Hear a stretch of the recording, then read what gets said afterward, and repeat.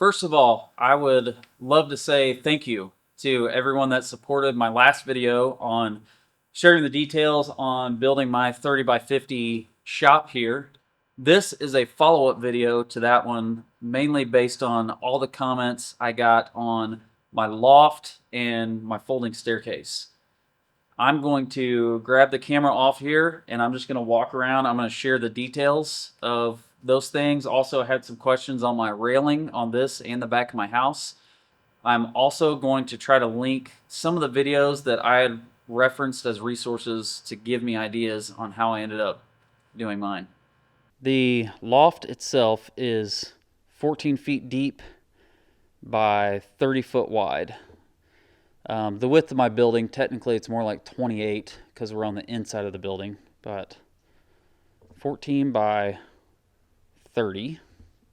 I designed this loft to be 8 foot from the concrete to the bottom of my floor, which puts the concrete to the ceiling underneath. The bottom of the floor joist is about 7 foot 2 inches. This is all framed with 2x10s. So my header here, this is two 2x10s sandwiched. You could do an LVL. I was wondering at first if I could do an LVL all the way across and just have one post right in the middle, but I'm not a construction worker. I don't know the specs without hiring an engineer, so I took the safe route and just decided to do 2 posts in the middle. I notched, these are 6x6 posts, and I notched those for the width of 2 2x10s, so they would sit right on top of the post. I know some people are against notching something like that, but I think it's a lot stronger to have that front ledger board sitting on the way to the posts. I've got these posts sitting on these plates, which I picked up at Menards. Those are actually concrete drilled right down into the concrete, so if I were to accidentally bump into one of these posts with a vehicle or something, I'm not going to collapse my loft. So basically, I just built a perimeter around the base of this loft. This 2x10 is screwed in at every 6x6, and then that all makes up the base along the bottom of my loft.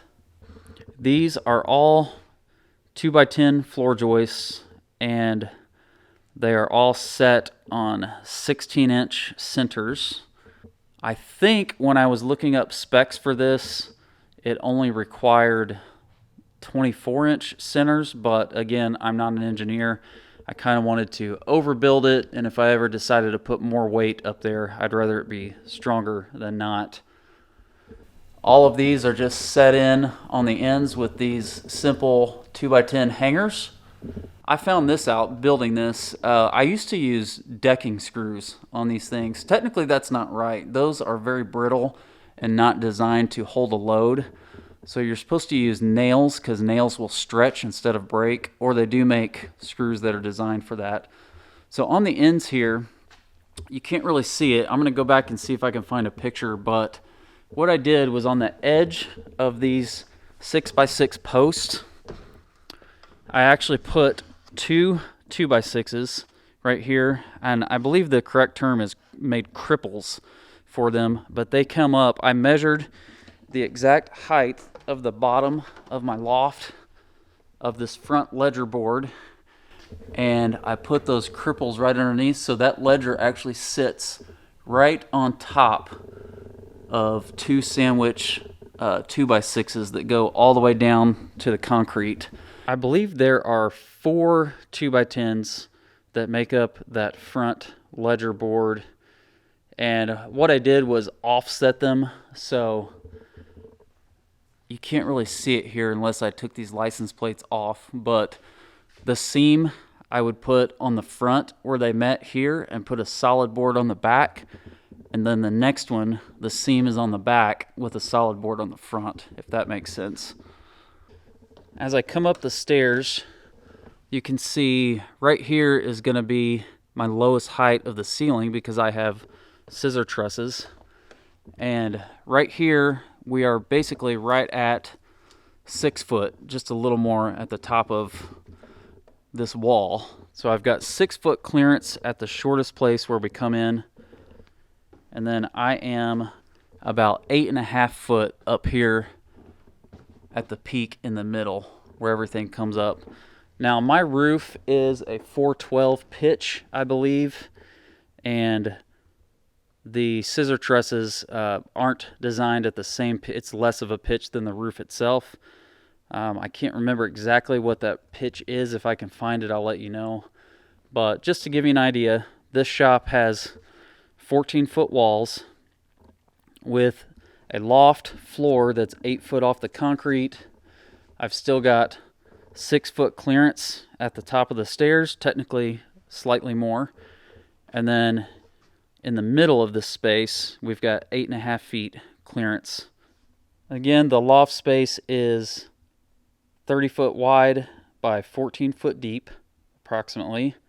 For the floor, I decided to do 3/4 inch oak plywood. It's honestly not as stiff as I thought it would be in places, but I've put some 2x4 reinforcements underneath it in places where it kind of wanted to bow a little.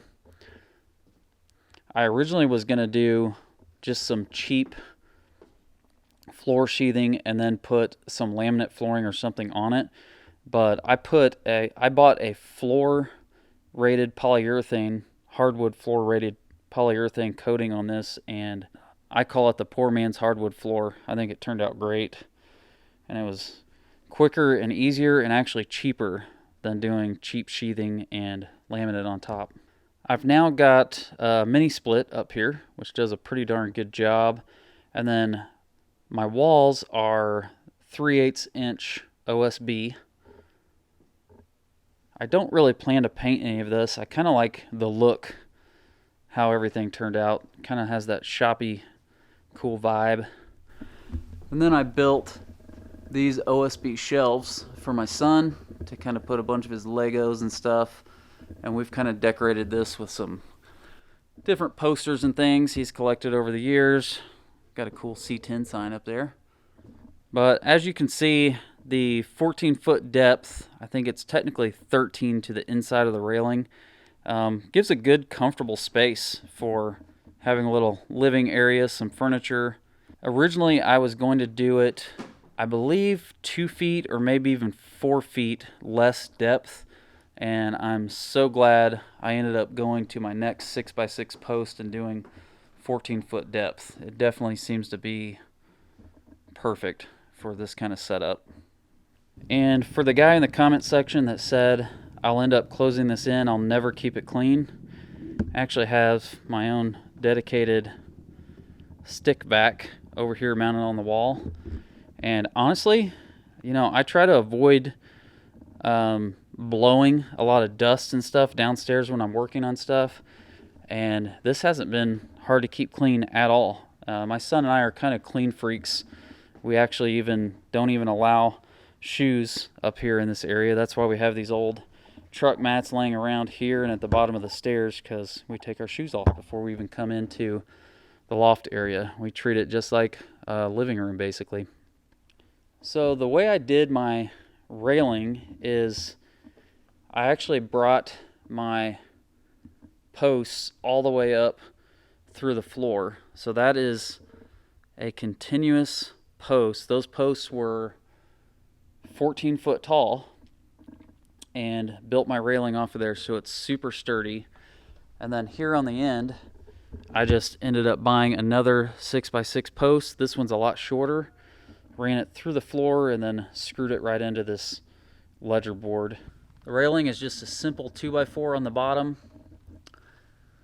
and then the top is a 2x4 with a 2x6 on top of that. And I gave just enough space to have a nice overhang on each side. And then the spindles, these are painted, pre-painted aluminum spindles that I bought from Menards. I will try to put a link to those, and those are put on 5-inch centers approximately, and that just goes over. I just toe screwed, you'd call it toenailed, but they're screwed into my 6x6 posts on each side. You could do some sort of bracket, I suppose, if you wanted to, but pretty simple design. I gave it a quick sanding and put a polyurethane on it. It's not super smooth, but works out great for shop. And as you can see, I've got my surround sound speakers just simply mounted with an extra piece of OSB and a couple 2x4s notched around the truss and screwed in. Everything is just simple and functional. And the other speaker is right over there. This staircase is pretty darn simple. It is all made out of 2x10 material. It is 8 foot tall and 10 foot long. It's got 4 hinges per stair. There are a total of 11 stairs, and each stair rise is 9 inches. As you can see here, I mounted 2 hinges on the top side, and on the other side, I've got 2 hinges on the bottom side. That's basically how this works. So that's what allows it to fold the way that it does. Here's kind of a shot of the underside.